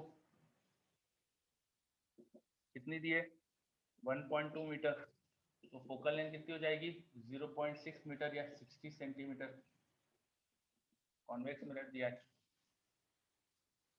How far away from the mirror is an object of height 12 centimeter if the distance between its virtual image and mirror is 0.35 metre? एक object की height दे रखी है आपको, ऑब्जेक्ट ऑफ हाइट 12 सेंटीमीटर है ना, ये ऑब्जेक्ट है। वो पूछा है कितनी डिस्टेंस पर है। अगर जो इमेज बन रही है वर्चुअल, उसकी मिरर से जो डिस्टेंस दी है वो 0.35 मीटर है। तो ऑब्जेक्ट की इमेज की आपको क्वेश्चन में डिस्टेंस दे रखी है, बस मेरा फॉर्मूला लगा लो।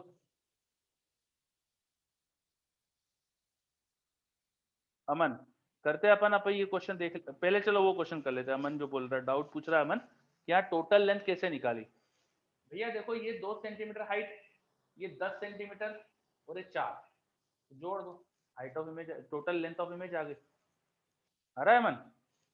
ये हाइट 2 आई थी, ये 10 आया था, और ये 4 आया था, तीनों को जोड़ा। समझे?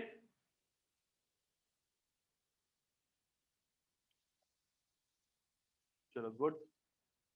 अगला क्वेश्चन, अगला क्वेश्चन, फिफ्थ नंबर। तो देखो ये सब अपन को क्वेश्चन में दिया हुआ है कि कहीं ऑब्जेक्ट रखा है, उसकी डिस्टेंस कितनी है बताना है, और इमेज जो बन रही है वो बताया है क्वेश्चन में 0.35 मीटर है, और वर्चुअल इमेज है, वर्चुअल इमेज मिरर के पीछे होती है, तो वी पॉजिटिव ले लेना। बस मिरर फॉर्मूला लगा दो, 1/v, वी पता है आपको 0.35 है, वर्चुअल के लिए प्लस, प्लस 1/u, यू पता नहीं है तो विदाउट साइन डालना, यू विदाउट साइन डालना क्योंकि पता नहीं है आपको, इक्वल टू 1/f। एफ कितना आएगा? कॉन्वेक्स से तो प्लस 0.6 मीटर, ये मीटर में डाला तो ये भी मीटर में डाल दो, इसे सॉल्व कर लो, यू निकाल लो, हो गया क्वेश्चन, है ना। और फिर क्या पूछा उन्होंने? हाइट ऑफ इमेज भी पूछी है। तो हाइट ऑफ इमेज वो आ जाएगा magnification time height of object. Height of object 12 है, वो डाल देना, वी और यू यहाँ से पुट कर देना, तो हाइट ऑफ इमेज आ जाएगी। आ रहा है समझ में?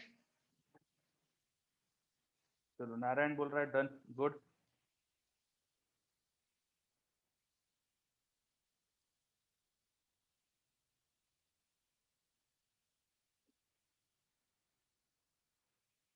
चलो इसके बाद क्वेश्चन नंबर 23 24 दोनों करो। 23 24, 23 24 दोनों करो। 23 24 करिए। 23 24।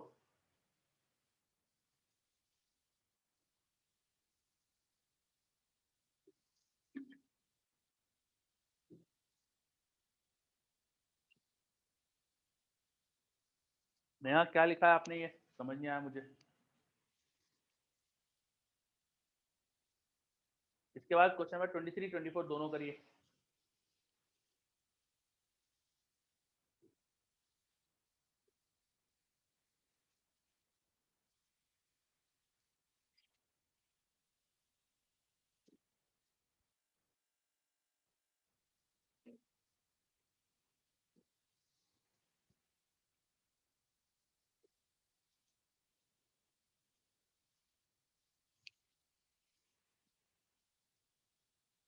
23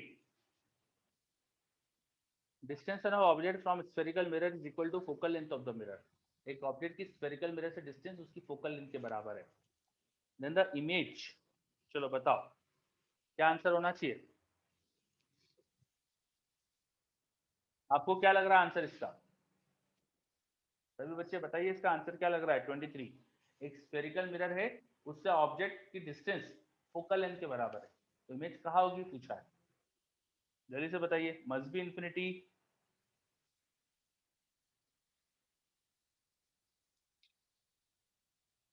ए बी में कंफ्यूजन है। अच्छा देखो, स्फेरिकल मिरर कौन सा है तो बताया नहीं। अगर कॉन्केव होगा और फोकस वाले पॉइंट पर ऑब्जेक्ट रखा है तो इन्फिनिटी पे इमेज जाएगी। In this case image infinity पे बनती है अगर ऑब्जेक्ट फोकस पे रखा हो। पर अगर कॉन्वेक्स मिरर होगा और उसके फोकल डिस्टेंस पर ऑब्जेक्ट है, यहाँ ऑब्जेक्ट है फोकल डिस्टेंस पे, पर इसका एक्चुअल फोकस तो पीछे होता है ना। इसके लिए जब वर्चुअल ऑब्जेक्ट यहाँ होता है तो इमेज इन्फिनिटी पे होती है, इसकी इमेज इन्फिनिटी पे नहीं आती। ऑब्जेक्ट जब यहाँ रखो ना तो उसकी यहाँ पर f/2 पे इमेज आती है, यहाँ पर इमेज बनती है, तो ये इन्फिनिटी पे नहीं है। फोकल डिस्टेंस पे ऑब्जेक्ट है देखो, पर इमेज इन्फिनिटी पे नहीं आएगी इसकी। तो स्फेरिकल मिरर कौन सा उन्होंने बताया नहीं, इसलिए अगर मस्ट बी इन्फिनिटी बोलेंगे तो गलत है, क्योंकि हो सकता है ये वाला केस हो। तो मे बी इन्फिनिटी, यस, इसका आंसर होना चाहिए बी। ठीक है, इसका आंसर होना चाहिए B, may be infinity. Reason आपके सामने, कॉन्वेक्स के केस में फोकल डिस्टेंस तो ऑब्जेक्ट रखो तो इमेज इधर बनेगी पीछे वर्चुअल f/2 पर, ये डिस्टेंस f/2 आएगी, करके देखना। ठीक है, चलो उसके बाद 23 के बाद 24 करिए, 24 करिए,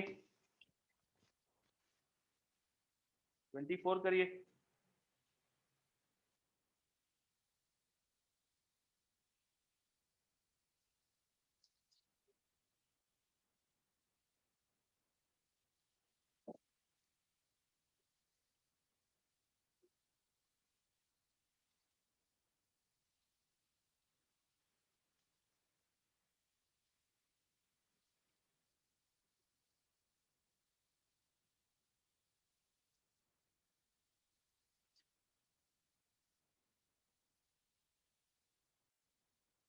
done, good. When an object is placed at 25 cm from concave mirror, its magnification is m1। Object को 25 सेंटीमीटर रखा तो मैग्निफिकेशन m1 आया। When object is moved 15 cm further away with respect to earlier position, उसको और दूर भेजा, the magnification m2 आया। अब m2 by m1 का रेशो 4 है, तो फोकल लेंथ पूछिए। जो मैग्निफिकेशन होता है उसका फॉर्मूला आता था -v/u, पर v को u के टर्म में डाल सकते हो। 1/v plus 1/u equal to होता है 1/।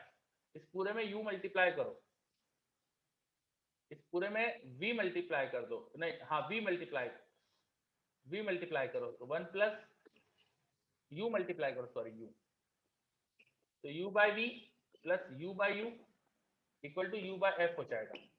ये देखो u बाई u 1 हो गया, तो u by v equal to हो जाएगा u by f minus 1, u by v हो जाएगा u minus f by f। Inverse करो तो v by u equal to f upon u minus f, minus लगाओ, minus v by u equal to f upon f minus u, और magnification is also f upon f minus u। अब मैंने ऐसा क्यों बना लिया, क्योंकि क्वेश्चन में u की बातें करी, v की तो करी नहीं है, तो मैग्निफिकेशन सिर्फ मैंने पहले u के टर्म में निकाला। अब पहले u 25 है और कॉन्केव मिरर है, ऑब्जेक्ट सामने ही रखा होगा, u नेगेटिव होना चाहिए था, तो at u equal to -25 magnification क्या आएगा, f upon f minus u। ठीक है, फिर क्या बोला, ऑब्जेक्ट को थोड़ा और दूर कर दिया तो मैग्निफिकेशन m2 हो गया।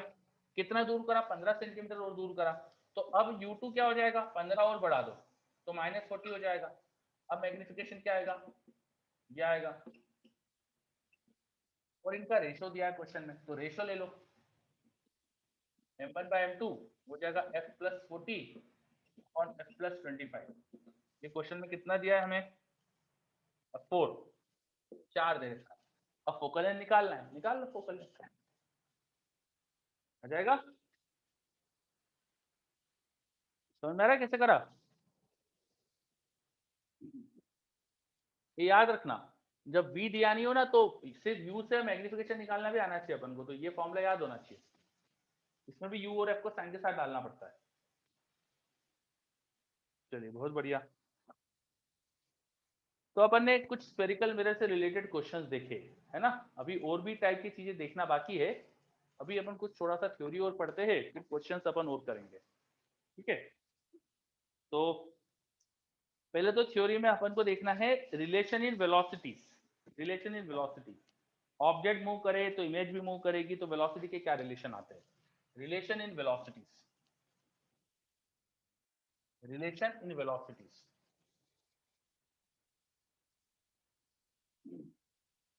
देखो, हमें पता है v और u का रिलेशन क्या है, इसको डिफ्रेंशिएट कर दो तो हमें मिलता है dv by D T equal to minus we by you का whole square into D U by D T. आप डिफ्रेंशिएशन जानते हो तो आप कर सकते हो ये। इसका मतलब मेरे पास ऑब्जेक्ट की जो पोल से डिस्टेंस है, ये पोल, ये ऑब्जेक्ट, इस डिस्टेंस का रेट ऑफ चेंज और इमेज की पोल से डिस्टेंस का रेट ऑफ चेंज का रिलेशन पता है। ऑब्जेक्ट पोल के अलोंग मूव करेगा, अगर ऑब्जेक्ट जब पोल के अलोंग मूव करेगा, ऑब्जेक्ट जब पोल के अलोंग मूव करेगा तो u चेंज होगा। ऑब्जेक्ट जब प्रिंसिपल एक्सिस के अलोंग चल रहा है, अगर ऑब्जेक्ट ऐसा चल रहा है तो u चेंज होगा, है ना? तो du बाई डी टी मतलब ऑब्जेक्ट की वेलोसिटी हो गई किस डायरेक्शन में, पैरेलल टू प्रिंसिपल एक्सिस, और ये हो गई इमेज की पैरेलल वेलोसिटी। जब इमेज मूव करेगी तो v चेंज होगा। तो एक तरह से ये इमेज की पैरेलल वेलोसिटी या ऑब्जेक्ट की पैरेलल वेलोसिटी, इनका रिलेशन आ गया। तो हमें मिल गया इमेज की velocity parallel to principal axis equal to होता है माइनस वी बाई यू का whole square into velocity of object parallel to principal axis. ये पैरेलल वेलोसिटी का रिलेशन आ गया, ठीक है? अच्छा, v by u ratio magnification का भी आता था, तो v बाई यू अपन ने पढ़ा था ना, f upon f minus U होता है, वो भी डाल सकते हो, minus f upon f minus U का whole square into velocity of object parallel. ये अपने पास पैरेलल वेलोसिटी का रिलेशन आ गया। जैसे बहुत आसान तो क्वेश्चन देता हूँ, जल्दी से करके बताओ। मान लो एक कॉन्केव मिरर है, फोकल लेंथ 20 सेंटीमीटर, यहाँ ऑब्जेक्ट है 15 सेंटीमीटर के डिस्टेंस पे। अगर ऑब्जेक्ट चल रहा है स्पीड 1 सेंटीमीटर पर सेकंड से, तो इमेज की स्पीड पूछिए। बताओ जल्दी से, इमेज स्पीड क्या आएगी?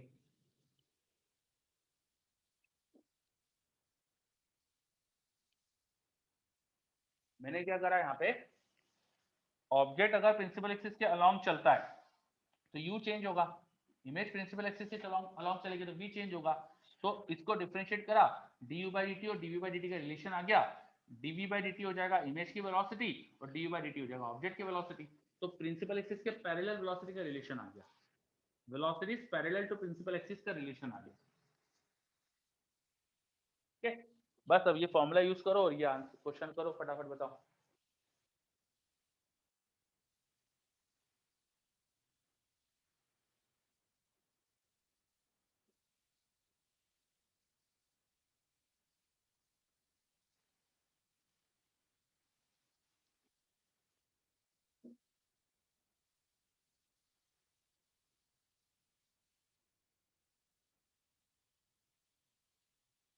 चलो आंसर आ रहे हैं, नारायण का तो आ गया, बाकी बच्चे भी बताइए जल्दी से।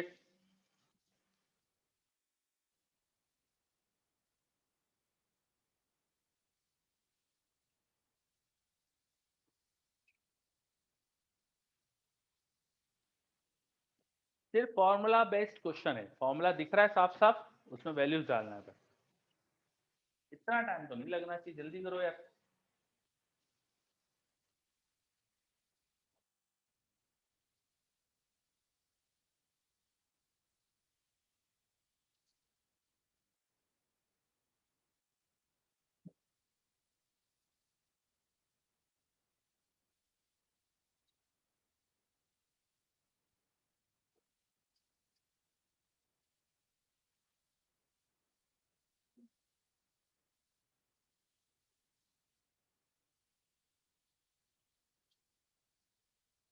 चलो, तो आंसर्स आ रहे हैं बच्चों के मेरे पास, मैं भी सॉल्व करता हूँ। इमेज की स्पीड पूछी थी, ऑब्जेक्ट की स्पीड 1 सेंटीमीटर पर सेकंड दी है, ऑब्जेक्ट प्रिंसिपल एक्सिस के अलोंग चल रहा है। जब ऐसा केस होता है तो ये रहा फॉर्मूला, इसको अपन यू के टर्म में भी लिखा था मैंने, है ना, v बाई यू को f upon f minus u भी डाल सकते हैं, वैल्यू पुट करो बस, velocity of image parallel to principal axis minus sign के साथ वो होता है f upon f minus u, f कितना आएगा 20 दिया हुआ है, साइन के साथ डालोगे तो माइनस 20 डालना, कॉन्केव मिरर है, f माइनस 20 u माइनस 15, सब चीज साइन के साथ रखना होती है, वेलोसिटी ऑब्जेक्ट 1, बस सॉल्व करो, आ गई, आंसर आ गया। तो ये आ गया minus minus plus, minus 20 plus 15, minus 5 बचेगा नीचे, 20 बाय माइनस 5, 20 बाय 5, 4 आ गया, 4 का स्क्वायर 16, तो 16 इंटू 1, तो आंसर आ गया 16 सेंटीमीटर पर सेकेंड। माइनस साइन हटा दिया क्योंकि स्पीड बोली है, स्पीड मैग्नीट्यूड बताएंगे अपन, तो इमेज की स्पीड आ गई 16। माइनस साइन ये बता रहा था कि इमेज उल्टा जाएगी, मिरर में होता ही ऐसा, ऑब्जेक्ट इधर जाएगा तो इमेज उल्टी जाएगी। आ रहा है आंसर?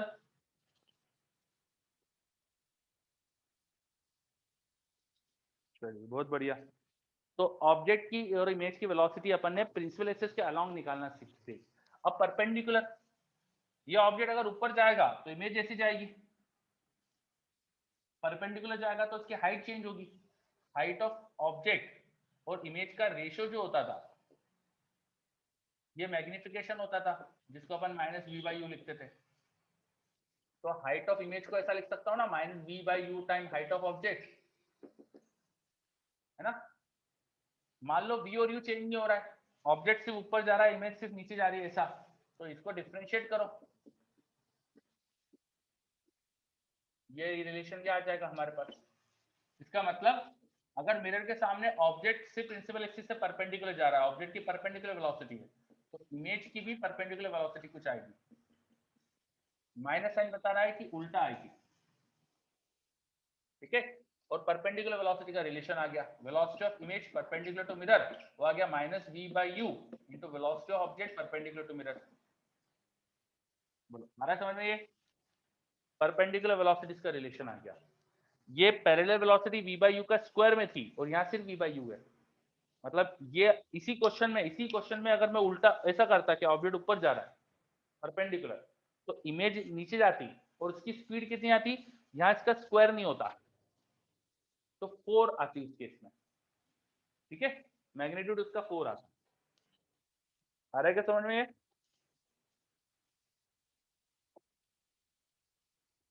प्रिंसिपल एक्सिस से परपेंडिकुलर वेलोसिटीज का भी रिलेशन देखा अपन ने, ठीक है। अब एक चीज ध्यान रखना, मान लो ऑब्जेक्ट इधर भी जा रहा है, दोनों डायरेक्शन में वेलोसिटी उसकी ऑब्जेक्ट की वेलोसिटी दोनों डायरेक्शन में, मतलब ऑब्जेक्ट थोड़ा हाइट पे भी दे देता हूँ, चलो मैं, ऑब्जेक्ट ऐसा भी चल रहा है और ऐसा भी चल रहा है, दोनों वेलोसिटी, वेलोसिटी ऑब्जेक्ट पैरेलल भी है, वेलोसिटी ऑब्जेक्ट परपेंडिकुलर भी है, तब थोड़ा सा मुश्किल फॉर्मूला आता है, थोड़ा डिफिकल्ट हो जाता है। यहाँ पे देखो मैंने डिफरेंशिएट करा तो v बाई यू कॉन्स्टेंट मान लिया था ना, क्योंकि ऑब्जेक्ट ऐसा तो जा ही नहीं रहा है, तो v और u को कांस्टेंट मान लिया मैंने। आया समझ में? यहाँ पे डिफरेंशिएशन करने में v और u कांस्टेंट मान लिया मैंने, क्योंकि ऑब्जेक्ट ऐसा तो चल नहीं रहा है। अब लेकिन इस तरह के केस में ऑब्जेक्ट ऐसा भी जा रहा है, तो वहां पर आपको ध्यान रखना पड़ेगा कि u और v भी चेंज हो रहे हैं, तो आपको है ना इसको अच्छे से डिफरेंशिएट करना पड़ेगा। अब अगर डिफरेंशिएट करते हैं dhi बाई dt, वो आता, पहले चलो v और u को छोड़ा, ho का डिफरेंशिएशन, फिर HO को छोड़ते और v बाई यू का डिफरेंशिएशन, v बाई यू का क्वेश्चन रूल से करना पड़ता, u को छोड़ा v का डिफरेंशिएशन, फिर v को छोड़ा u का डिफरेंशिएशन। तो समझ में आया मैंने क्या करा वहां? बहुत आसान है, क्वेश्चन रूल लगाया मैंने। अब क्या हो रहा है, ये v और u भी वेरिएबल है, तो मैंने एक बार तो vu को छोड़ा h का डिफरेंशिएशन, फिर h को छोड़ा v बाई यू का डिफरेंशिएशन, ठीक है।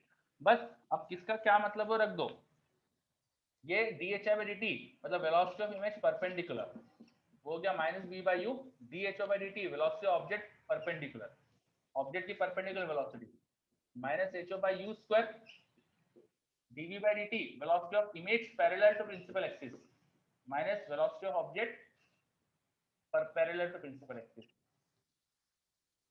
अब पैरेलल वेलोसिटीज पर भी डिपेंडेंसी है, देखो परपेंडिकुलर की, याद रखना ये, है ना। थोड़ा सा स्पेशल केस है और बहुत कम इस पे क्वेश्चन आते हैं, तो आपको इतना टेंशन लेने की जरूरत नहीं है, ये बहुत कम पूछते हैं। 99% क्वेश्चन तो ये और यही होते हैं, ये बहुत कम आते हैं। तो एडवांस जैसा कॉन्सेप्ट हो गया ये मेंस में तो बहुत ही रेयर चांस है कि इस पे क्वेश्चन आएगा। ठीक है,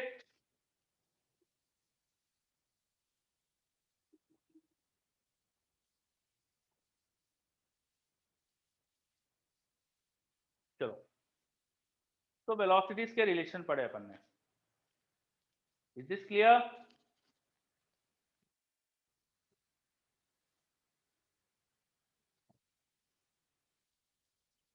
ओके, बहुत बढ़िया।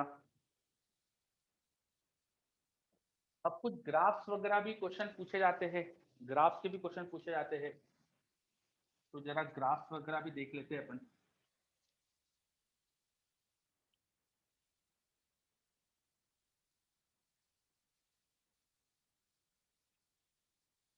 देख, मिरर फॉर्मूला होता है 1/v plus 1/u is equal to 1/f। किसी ने आपसे बोला 1/v और 1/u का ग्राफ बनाओ, 1/v और 1/u का ग्राफ बनाओ, तो 1/v y एक्सिस पे लिया, ये एक्सिस पे लिया, y प्लस एक्स कॉन्स्टेंट, ऐसा ग्राफ बनेगा ना, y प्लस एक्स कॉन्स्टेंट। बताइए जल्दी से, y प्लस एक्स कॉन्स्टेंट का ग्राफ कैसा बनेगा, बना सकते हो ना। वो कांस्टेंट अगर पॉजिटिव तो प्लस इंटरसेप्ट की लाइन बना देना, और कांस्टेंट नेगेटिव तो नेगेटिव इंटरसेप्ट की लाइन बनाना। तो कॉन्वेक्स मिरर में ग्राफ ऐसा हो जाएगा, कॉन्वेक्स मिरर कॉन्केव में ऐसा हो जाएगा। कॉन्केव के लिए एफ नेगेटिव होता है, कॉन्वेक्स के लिए एफ पॉजिटिव होता है। और इंटरसेप्ट वगैरह भी बता सकते हो आप क्या होंगे, स्लोप नेगेटिव आएगा, स्लोप 1 आएगा, -1 स्लोप आएगा, 45 डिग्री के एंगल पे लाइन आएगी। आ रहा है समझ में? चलो, अब जरा सोचो v वर्सेस u का ग्राफ क्या आएगा, ये सोचो, एक बार ट्राई करिए जल्दी से, v वर्सेस u का ग्राफ क्या आएगा। चलो ट्राई करा सबने, v वर्सेस u का ग्राफ। अब क्योंकि ये इक्वेशन ही रेक्टेंगुलर हाइपरबोला की है, तो रेक्टेंगुलर हाइपरबोला आएगा। इसमें जब u इक्वल टू फोकस होगा तो एक एसिम्प्टोट बनेगा, और v इक्वल टू f पर एक एसिम्प्टोट आएगा। मैं अगर कॉन्केव की बात करूं तो f नेगेटिव होगा, तो दो एसिम्प्टोट बनेंगे ये। फिर याद करिए, जब ऑब्जेक्ट को अपन 2f पे रखते हैं, मतलब c पर, तो इमेज भी c पर आती है, c 2f पर आता है।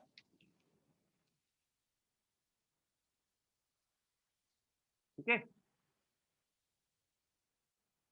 तो हमारा ग्राफ जो होना चाहिए वो कुछ ऐसा होना चाहिए, रेक्टेंगुलर हाइपरबोला, ऐसा कुछ ग्राफ बनना चाहिए, रेक्टेंगुलर हाइपरबोला।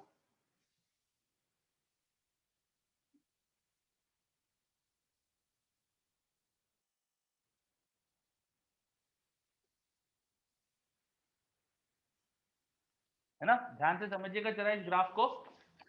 जब अपना u नेगेटिव इन्फिनिटी जाएगा, u नेगेटिव इन्फिनिटी जाएगा, मतलब ऑब्जेक्ट फोकस पे, ऑब्जेक्ट इन्फिनिटी पे जा रहा है, u माइनस इन्फिनिटी तो इमेज फोकस पे बनेगी, तो इसलिए ग्राफ f को टच करना चाहिए। ये ग्राफ ऐसा होना चाहिए कि u टेंडिंग टू इन्फिनिटी पे f को टच करे। तो देखो इधर f को टच कर रहा है वो। जैसे से ऑब्जेक्ट को 2f पर लाते हैं, इमेज भी 2f पर आती है, तो इमेज फोकस से 2f चली गई जब ऑब्जेक्ट 2f पर आया। ये वाला पॉइंट ऑब्जेक्ट और इमेज सी पर है, ये बता रहा है, ये पॉइंट बता रहा है कि दोनों ही सी पर है, ऑब्जेक्ट 2f पर तो इमेज भी 2f पर। कॉन्केव मिरर के लिए एफ नेगेटिव होता है, तो एफ नेगेटिव होगा तो नेगेटिव साइड में बनाया। फिर ऑब्जेक्ट जैसे ही 2f से f तक जाता है, 2f से f ऑब्जेक्ट जाता है, तो इमेज कहाँ जाती है, 2f से इन्फिनिटी जाती है, इसलिए ग्राफ धीरे धीरे इन्फिनिटी की तरफ जा रहा है, ये नेगेटिव इन्फिनिटी। समझ आ रहा है ये, है ना। याद करिए कॉन्केव मिरर में, कॉन्केव मिरर में जब इन्फिनिटी पे ऑब्जेक्ट तो इमेज फोकस पे, तो तो u जब इन्फिनिटी है तो इमेज पॉइंट फोकस है, देखो ये ग्राफ f को टच कर रहा है, इसलिए ऑब्जेक्ट इन्फिनिटी तो इमेज फोकस पे, ऑब्जेक्ट सी पर तो इमेज भी सी पर, सी नेगेटिव साइड में होता है यहाँ पे, तो ऑब्जेक्ट 2f पर तो इमेज भी 2f पर, ये सी पॉइंट है। तो ग्राफ इन्फिनिटी से टच करते हुए धीरे धीरे सी पर आया, फिर जैसे से ऑब्जेक्ट फोकस पे आता है इमेज इन्फिनिटी पे चली आती है, तो ऑब्जेक्ट जैसे से यहाँ से 2f से f आ रहा है तो इमेज देखो इन्फिनिटी जा रही है, फिर ऑब्जेक्ट को इधर ले आओ पोल और फोकस के बीच में, तो इमेज वर्चुअल हो जाती है, वी पॉजिटिव हो जाएगा, वर्चुअल इमेज मतलब वी पॉजिटिव, मिरर के पीछे वी पॉजिटिव वर्चुअल इमेज, तो यहाँ वर्चुअल इमेज के लिए वी पॉजिटिव हो गया। जैसे से ऑब्जेक्ट पोल पर तो इमेज भी पोल पर, ये पोल है, वी और यू दोनों जीरो मतलब पोल है, और पोल के पीछे ऑब्जेक्ट कर दिया यहाँ वर्चुअल ऑब्जेक्ट, तो रियल इमेज हो जाती है, तो इमेज पोल फोकस के बीच में रियल, वी पोल और फोकस के बीच में देखो वी, वी एक्सिस में पोल फोकस के बीच में ग्राफ है, बिकॉज इमेज पोल फोकस के बीच में। आ रहा है समझ में?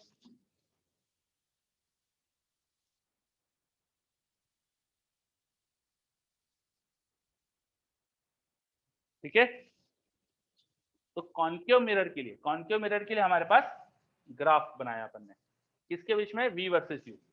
अब कॉन्वेक्स में फर्क क्या पड़ेगा, कॉन्वेक्स में चीजें इंटरचेंज हो जाती है, कॉन्वेक्स में जो कॉन्केव के लिए रियल ऑब्जेक्ट का केस होता है, कॉन्वेक्स में वर्चुअल ऑब्जेक्ट का केस होता है। तो वर्चुअल ऑब्जेक्ट मतलब इस तरफ जो यहाँ हो रहा था वो उधर होगा, जो उधर हो रहा था वो इधर होगा, तो ग्राफ को इंटरचेंज कर लेना, ये फोकल पॉइंट सारे पॉजिटिव हो जाएंगे, यहाँ पे पॉजिटिव जगह पर ऐसा हमारे पास एसिम्प्टोट बनेंगे, सी वाले पॉइंट इधर आएंगे, तो अब आपके लिए होमवर्क है, ठीक है, कर पाएंगे कॉन्वेक्स का ग्राफ, ये कॉन्केव का यू वी का ग्राफ बनाया, कॉन्वेक्स का यू और वी का ग्राफ आपको बनाना है, कर सकते हो? ये चलिए बहुत बढ़िया, तो ये अपन ने ग्राफ ग्राफ भी देख लिए। अब आपका मॉड्यूल आप जो आपको रेस दी है, रेस में दो रेस आपकी होमवर्क में है, स्फेरिकल मिरर पे दो रेस है, दोनों आपका होमवर्क है, कुछ क्वेश्चन तो मैंने क्लास में करा दिए, कुछ क्वेश्चन आपके लिए छोड़ दिए हैं। अच्छा, दो दो मिरर आमने सामने रखे हो तो ऐसे क्वेश्चन अभी आप पे छोड़े, वो क्योंकि भाई दोनों के लिए मिरर फॉर्मूला लगाना रहता है उसमें, और कोई ज्यादा डिफिकल्टी होती नहीं है, तो आप वो सब करिएगा, जो जो दिक्कत है अपन डिस्कस कर लेंगे, ठीक है। चलो, मेरे पास क्वेश्चन आ रहा है कितने लेक्चर और लगेंगे, तो आप बोलो तो आज ही खत्म